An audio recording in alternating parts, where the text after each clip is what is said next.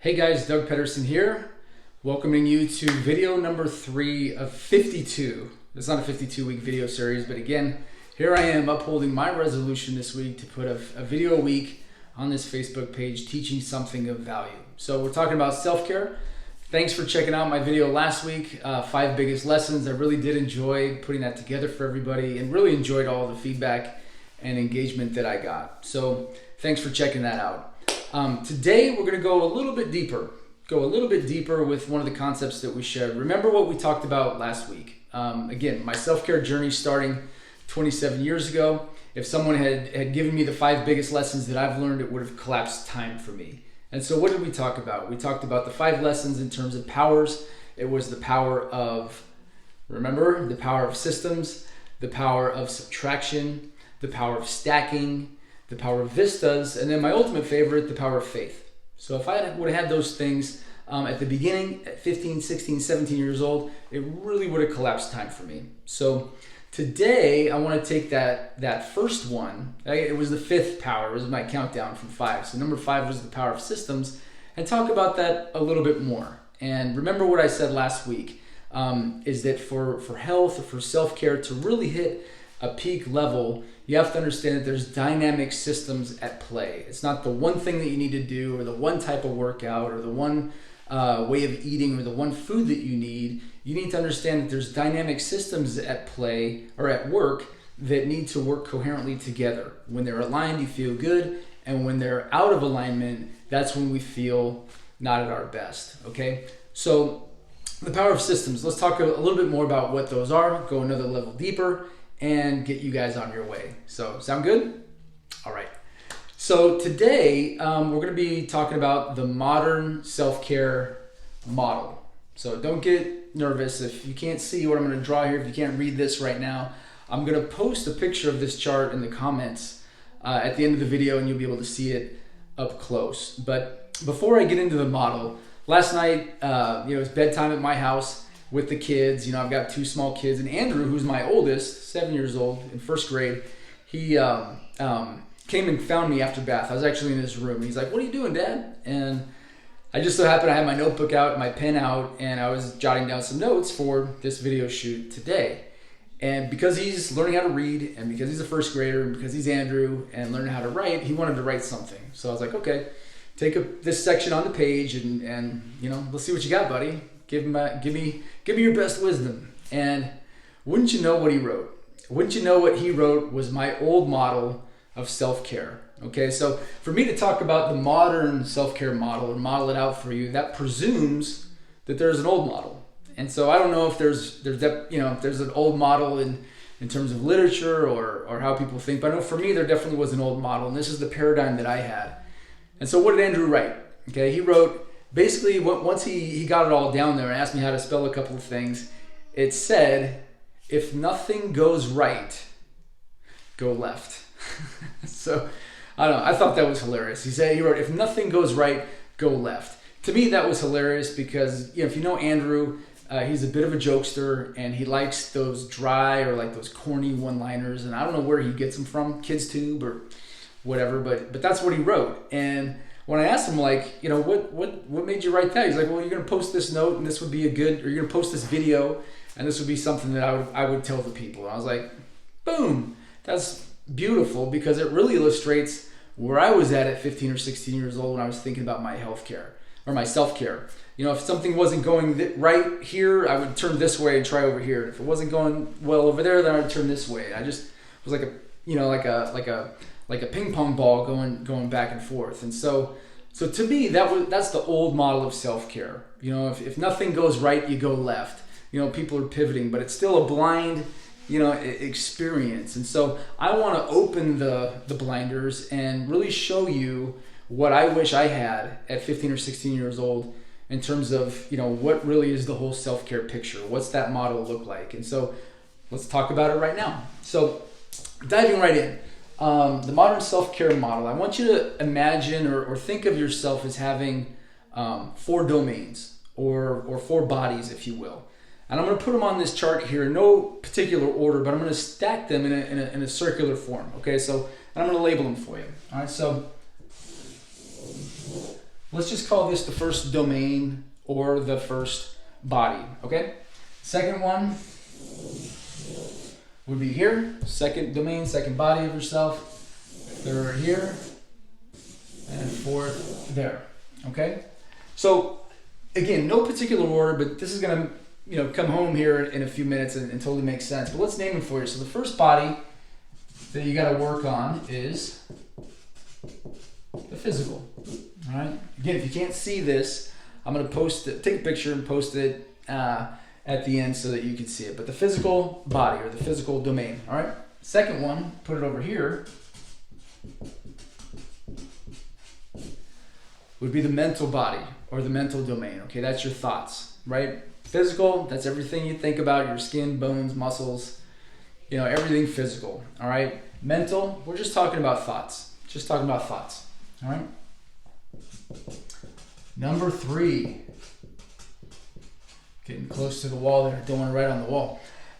Emotional, that says emotional. Body number 3, your emotional body. That's your feelings, right? What are we feeling? All right, the last one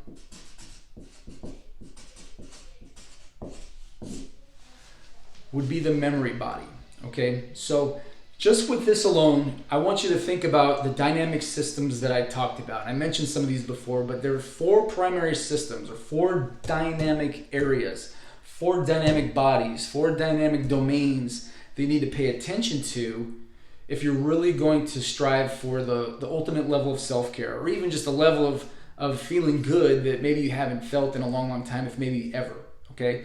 Know that these are the 4 areas that you really have to pay attention to and work at to feel your best. All right, so let's go a little bit deeper. We've got a few more minutes on this video and then we'll be done. Just want to dissect this a little bit more and that's it. Okay, so physical domain, what are we talking about when it comes to self-care? Most people are correct in thinking that diet, rest, exercise, right? All the things that that you can read online that we know. If you're going to take care of yourself, you got to pay attention into these areas to have a strong, physical, well-functioning, mobile, durable body, right? Body, okay? All right, so that's easy one. Number 2 was mental. So what are we talking about? It's going to be hard to see here, but easy to see when you look at the picture on the comments. I just wrote a plus sign / negative, right? So all this means is positive and negative thoughts, right? We're either thinking positively, our thoughts, again, whether we realize it or not, whether they're conscious thoughts or we're aware of our thoughts or not, we're either thinking positively like, hey, that was really cool, or that's a cool person, or I really admire what they did there, or I admire that person's character or what they had to go through.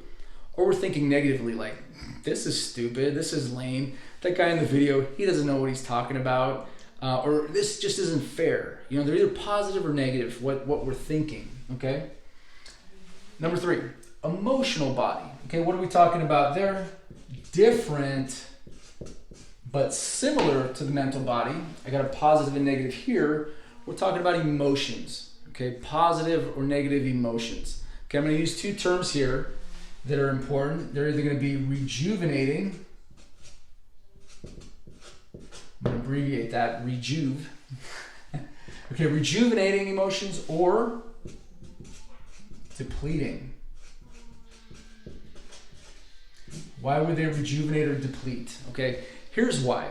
A lot of people think that energy creation and expenditure happens in the physical body. And there's no doubt that that's true. But there's a much larger amount that's usually unseen and maybe even unnoticed that's created and expended here in the emotional body. And it's either of a rejuvenating nature, right? It renews us, makes us feel good, prolongs us, pulls us forward into things, or it depletes us, right? Weighs us down, holds us back, puts us into paralysis sometimes. Okay, so emotions are very, very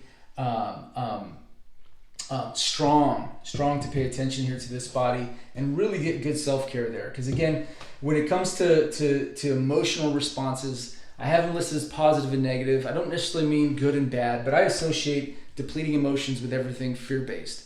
Like, if you've ever been frustrated for a long period of time, or even, you feel tired, it's draining, literally is draining your energy. or if you've gotten angry in a short burst, even in 5 minutes, you have anger, you recalled anger, and then you felt tired for hours after that. That's because when we feel these emotions at a level of intensity that is from 0 to 10, there's a chemical reaction, right? There's over 1,400 biochemical things happening with one negative emotion that could deplete us, because it triggers the release of a hormone called cortisol. Everybody's heard of the stress hormone. It's really triggered by negative emotions, things that we feel bad about, okay? Where on the flip side, rejuvenation happens with all the love-based emotions, right? Love, care, courage, happiness, joy, admiration, gratitude, forgiveness. All those things can rejuvenate us. Why? I mean, physically. Why? Same kind of thing. When we feel these, even for 5 minutes of recall, and then we're kind of on this natural high, it's because biochemical reactions have taken place. Our nervous system has been stimulated by the emotion to release a hormone called DHEA. And so that's like a hormone that's associated with anti-aging. It lightens us. It improves our rest, our skin. There's all kinds of physical things that happen with positive emotions that rejuvenate or deplete. Okay, good to go? All right, the last one is memory, and I'm going to use the same thing, but different, positive and negative. But I'm going to use two other terms. This says empowering and disempowering. And really all this means is memories are either empowering and they're serving you, or they're disempowering you and they're holding you back. Okay? So again, not good or bad, right or wrong, but it's definitely an area for self-care that we can improve, because sometimes don't our the things that happen to us or the things we think happen to us hold us back, in moments and moving forward, or living in the present, or taking a risk with something or someone, or having the relationship that we want with certain people.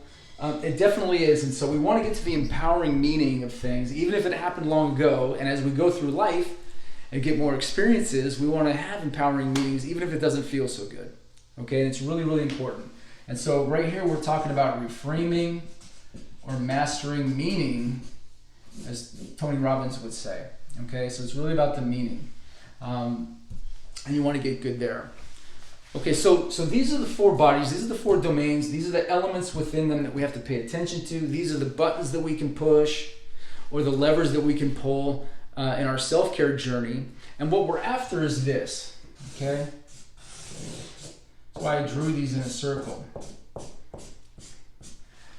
When these four bodies are aligned, like they are in this picture, and they're expanded, right? You've worked to expand them. They're not constricted.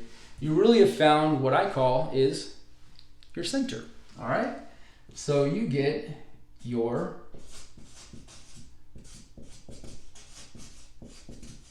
center. Everybody's familiar with that concept, right? This is where you feel good. This is where you feel like you're in flow. This is where good things happen. This is where you can perform at your best, or serve with the best of intentions. Understand things, not miscommunicate, not mishear, not get angry, not get frustrated. You can really gain a lot of value out of living from your center, being grounded, okay? It only happens when these things, or they can happen, but when these things are in direct alignment and they're expanded and you're continuously working to spread them out, and grow them in your self-care journey, you get more and more centered. You feel better and better and better. Okay, so in contrast, for me, with my journey, if you haven't figured it out, when I was 18 and losing the weight, I thought self-care was right here. Everything was physical. It was all about, if something doesn't go right, go left. If you can't eat that, if you're eating that and getting fat, go this way and try and get skinny, and then you'll be happy. Or, be able to run a certain distance, and then you'll be happy, or run at a certain speed, or have a certain body weight or something like that. I didn't know that as I was working to expand my physical body and the abilities within it, in terms of taking care of myself the way I thought it was everything, I didn't realize that I was constricted in this body, in this domain, and in this domain. The thoughts and the feelings that I had were very constricted. And so what happens is kind of like a spine. Your center is like a spine, and these would be like discs. Okay, so if I had my physical body aligned, but my mental body would be over here, tight and constricted. It would be like, pulling on the center over here, very constricted. The emotional body the other way, it's pulling the other way and it's very constricted. And my center, you can see that, however you do that, right? It's very hard to get grounded and have a strong pillar, a strong foundation, a strong constitution, full confidence, full belief, coming from a place of power and wisdom that's rooted in positive thoughts, feelings, actions, and experiences, okay? And that's what I've learned. You really need to have each of these addressed. You need to have meaningful rituals, simple ones, daily, in each area. If you're going to tackle self-care in 2019, or have a modern view, a full view, a holistic view of your self-care, okay? Just like you need to pick the right foods and do whatever's right for you in the physical domain, you need to police your thoughts. You need to exercise self-restraint and understand what you're thinking about situations, people, and things. Okay, there's exercises that you can do here. Same with the emotional stuff. There's ways to deny fear or deny the negative things that happen to us and really engage in practicing joy, practicing happiness, practicing care, practicing admiration. If they're not coming out of you already, they are in there, but we need to access them. We need to pull them out and widen them, get balanced in this body.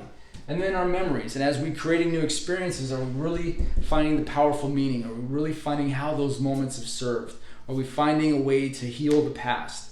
If we're not, there's things that we can do here to get good so they're not weighed down, right? So that we can go higher and higher and get to those new vistas that I talked about in our last video. All right? Good to go? Does it make sense? Probably can't see it here or read it all, but don't worry. I'm going to take pictures of it, post it in the comments, check it out. There will also be a few more questions, just for implementation purposes. I'm not saying you're going to be able to run off and do everything here. Hopefully you can. But I want to give you some questions just to help maybe get you to another step along the path of understanding this stuff, and maybe even taking a few steps in your direction, in the direction you need to go to for your journey. Okay? All right, so that's all my time. I did get all my notes, but I want to see, what are we doing next? We're doing next week. I want you to stay with me. Video number 4. I'm very excited about it. We're going to be talking about your real value. So thanks for hanging in there with me today. I know you can do it. Stay positive. Stay on the journey with me. Don't beat yourself up, and know that you can do this stuff.